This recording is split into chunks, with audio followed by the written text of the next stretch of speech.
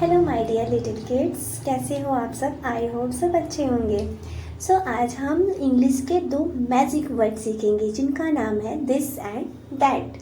Use of this and that, हम कैसे use करते हैं दिस और दैट का, तो मैं उसके सब कुछ मैं आपको इनके बारे में बताऊंगी। तो सबसे पहले हम जानेंगे दिस।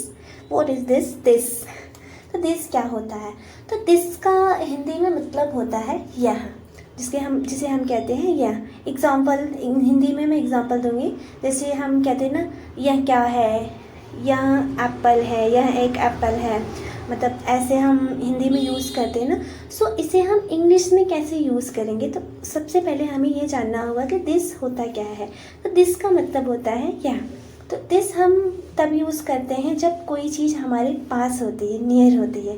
तो एग्ज़ाम्पल के थ्रू समझाऊंगी जिससे अच्छे से समझ में आएगा। देखो, जैसे कि यहाँ पे एग्ज़ाम्पल के थ्रू मैंने बना रखे हैं Apple, this is a Apple. Apple क्या है? नियर बाई है। जो चीज़ हमारे नियर होती है उसे हम दिस यूज़ करते हैं। वहाँ पे हम दिस, जैसे example this is a Apple. अब यहाँ पे देखो दैट क्या होता है? दैट का मतलब होता है जो चीज़ हमसे दूर होती है, यानी जो चीज़ हमसे फार होती है वहाँ हम दैट यूज़ करते हैं। एग्जाम्पल के थ्रू देखो, एग्जाम्पल भी समझो। वहाँ पे दिस क्यों आया? क्योंकि वो एप्पल हमारे पास है और यहाँ पे मैंगो हमसे क्या है? दूर है, इसलिए यहाँ पर हम दैट का यूज़ कर रहे हैं।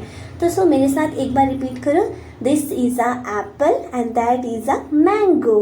अब देखो यहाँ पे दैट क्यों लगा? दैट इज़ अ सन। सन क्या है? सन हमसे क्या होता है? दूर होता है ना, इसलिए वहाँ पे दैट यूज़ होता है। और एग्जाम्पल से समझो, ये देखो पेन, ये क्या है? पेन मेरे पास है, तो पेन को हम यूज़ करेंगे। और ये देखो, एक हमारे पास टॉय है, जो टॉय हमसे फार है, जो हमसे फार है वहाँ पे दैट यूज़ होगा। एंड जो मेरे पास है, पेन क्या है? मेरे पास है, नियर है, तो वहाँ पे दिस यूज़ होगा। I hope you understand. आपको मेरे एग्जाम्पल के थ्रू समझ में आया होगा।